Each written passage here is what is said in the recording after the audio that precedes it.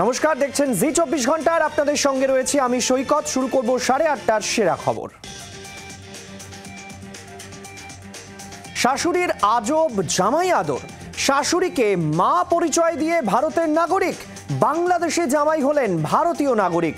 বাগদার voter তালিকায় বাংলাদেশে জামাইয়ের সন্ধান, অভিযুক্তের নাম রেজাউল, বাংলাদেশের ঝিনাইদহের বাসিন্দা।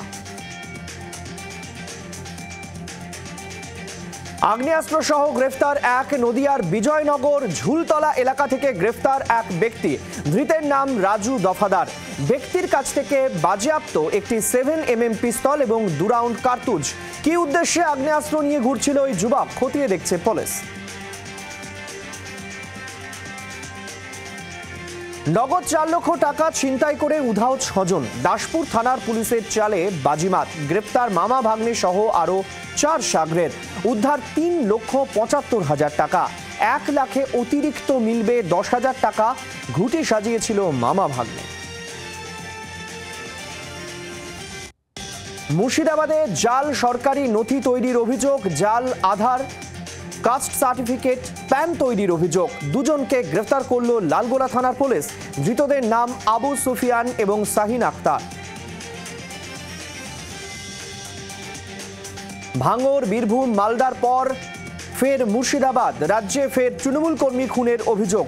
রেজিনগরের আন্দুলবেড়িয়ায় তৃণমূল কর্মী খুনের অভিযোগ। 21শে জুলাই রাতে 2 গোষ্ঠীর সংঘর্ষ। মুর্শিদাবাদ মেডিকেলে মৃত্যু পতিত পালের। নিহত পতিত পাল তৃণমূলের কর্মী হিসেবে পরিচিত। ক্যানিংয়ে পুলিশের জালে প্রাক্তন তৃণমূল পঞ্চায়েতের উপপ্রধান। খুনের ঘটনায় দীর্ঘদিন ফেরার ছিল ইটখোলা পঞ্চায়েতের প্রাক্তন উপপ্রধান খতিব সর্দার। পুলিশ সূত্রে খবর, 2017 সালে গোলাবাড়ির মধুখালী গ্রামে এক যুবককে পিটিয়ে খুন করার অভিযোগ ওঠে উপপ্রধানের বিরুদ্ধে।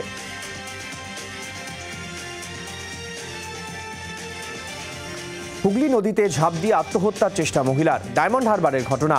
প্রত্যক্ষদর্শীদের দাবি, হুগলি নদীতে ঝাঁপ দেন এক মহিলা। স্থানীয় বেশ কয়েকজন যুবক দেখতে পেয়ে মহিলাকে উদ্ধারে এগিয়ে যায়। খবর পেয়ে ঘটনাস্থলে যায় বিপর্যয় মোকাবেলা বাহিনী। গঙ্গাসাগরে সমুদ্র স্নান করতে নেমে তলিয়ে যাওয়া যুবকের দেহ উদ্ধার। ঘটনার 2 দিন পর বসন্তপুর থেকে দেহ উদ্ধার যুবকের। বৃহস্পতিবার উত্তরপ্রদেশ থেকে 25 থেকে 30 জনের একটি দল কপিলমুনি মন্দিরে পুজো দিতে আসেন।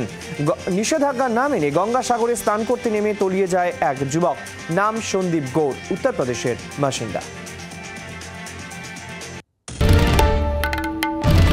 বাংলার আওয়াজ, বাঙালির আবেগ, জি 24 ঘন্টা।